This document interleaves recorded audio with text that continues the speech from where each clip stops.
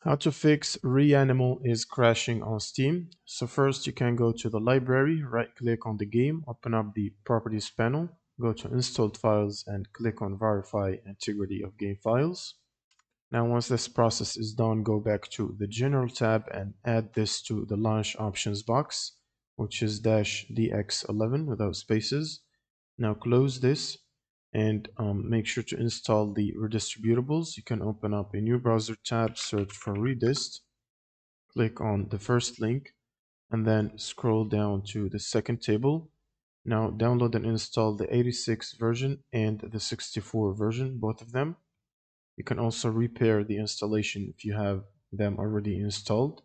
So when you run it for the first time, if it is installed, you see a repair button. You can click on it to repair it. Otherwise, install a brand new installation. And the last thing you'll need to do is make sure to update your GPU. So if you have NVIDIA GPU, you can use the NVIDIA app to download and install the latest available driver update for the AMD software if you're running AMD. Now all you need to do is run Steam as admin, right click on Steam and run as admin, and then try to launch the game from your library. And this should fix the crash issues. Thanks for watching and subscribe.